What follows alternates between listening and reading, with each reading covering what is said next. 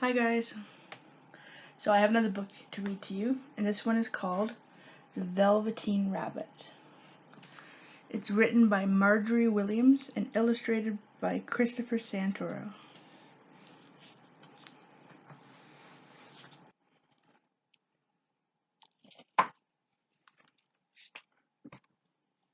Velveteen Rabbit.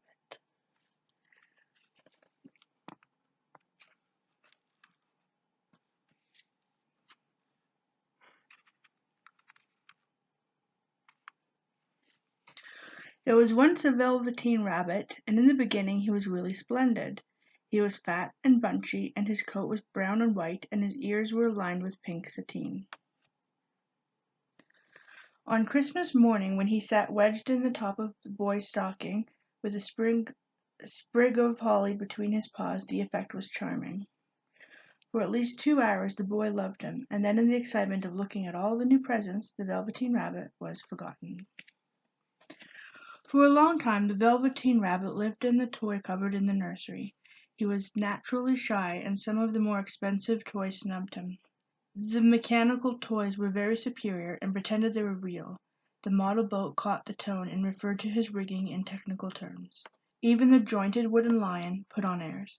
Only the Skin Horse was kind to the Velveteen Rabbit. The Skin Horse was very wise, and had lived longer in the nursery than any of the others.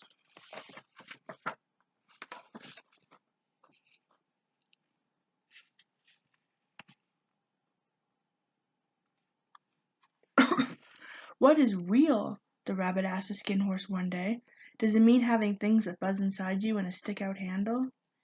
"Real isn't how you were made," said the Skin Horse. "It's a thing that happens to you. When a child loves you for a long, long time, then you become real. By the time you are real, most of your hair has been loved off, and you get very shabby." "I suppose you are real?" asked the Rabbit.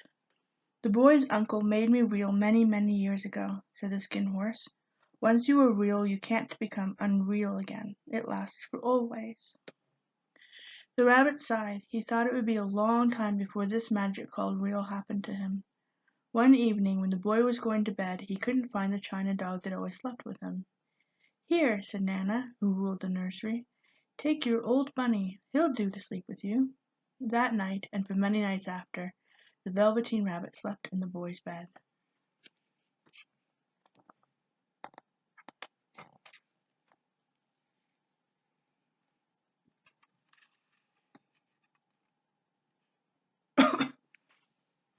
At first the Rabbit found it rather uncomfortable.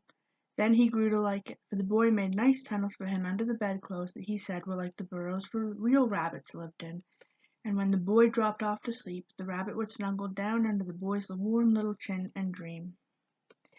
And so time went on. The little Rabbit was so happy that he never noticed how his beautiful velveteen fur was getting shabbier, and his tail coming unsewn, and all the pink rubbed off his nose when the little boy had kissed him. When spring came, the Rabbit had rides in the wheelbarrow, picnics on the grass, and fairy huts built just for him under the raspberry canes.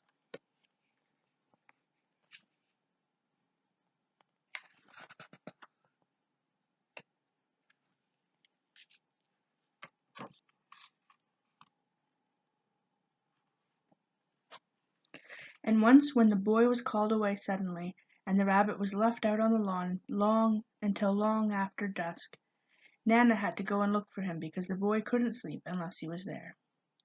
"Fancy all that fuss for a toy," said Nana.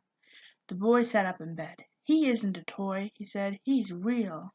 When the little Rabbit heard that, he was happy, for he knew that what the Skin Horse had said was true at last. He was a toy no longer. He was real. The boy himself had said it. One summer evening the Rabbit saw two strange beings creep out into the wood. They were rabbits like himself, but quite furry and brand new. They must have been very well made, for their seams didn't show, and they changed shape when they moved.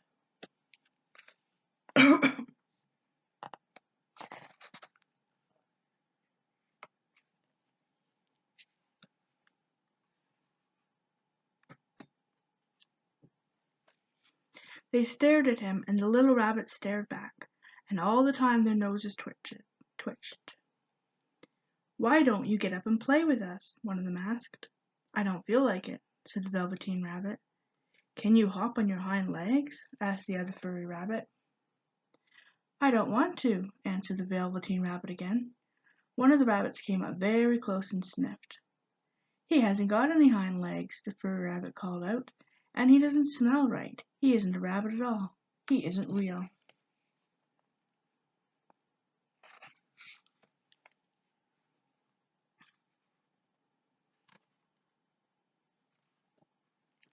"I am real," said the little rabbit.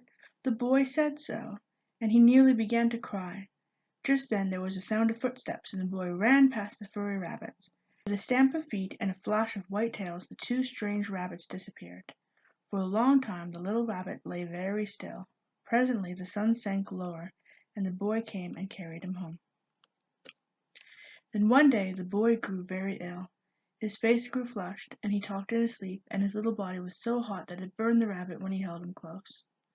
It was a long, weary time, for the boy was too ill to play. But the little rabbit snuggled down patiently and looked forward to the time when they would play in the garden and the wood like they used to.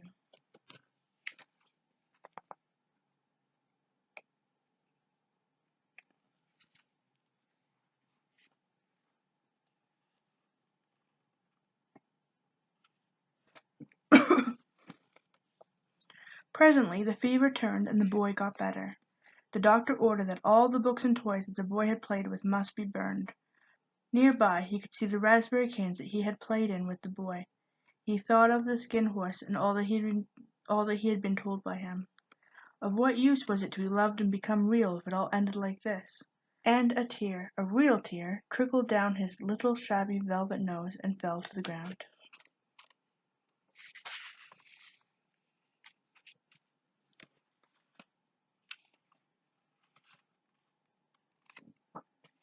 And then a strange thing happened, for where the tear had fallen a flower grew out of the ground, and out of the flower stepped a fairy. She came close to the little rabbit and gathered him up in her arms and kissed him on his velveteen nose.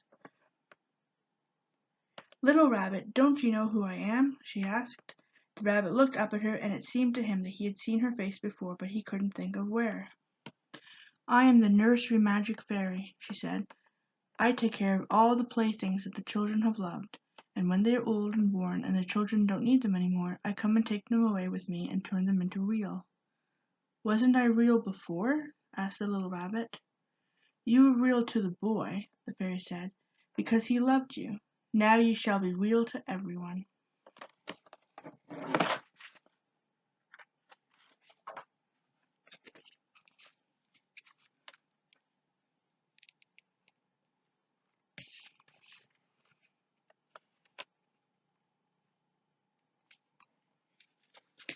And she held the little rabbit close in her arms and flew with him into the wood. And she kissed the little rabbit again and put him down on the grass. "Run and play, little rabbit," she called out. But the little rabbit sat quite still for a moment and never moved. He did not know that when the fairy kissed him that last time she had changed him altogether. He might have sat there a long time if just then something hadn't tickled his nose and he lifted his hind leg to scratch it. And he found that he actually had hind legs. Instead of dingy velveteen he had brown fur, soft and shiny, and his ears twitched by themselves.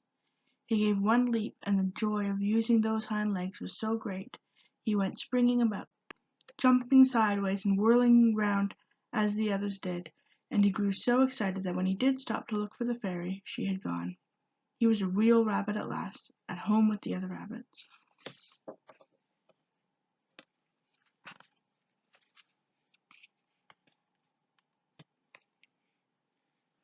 Autumn passed, and winter, and in the spring the boy went out to play in the wood.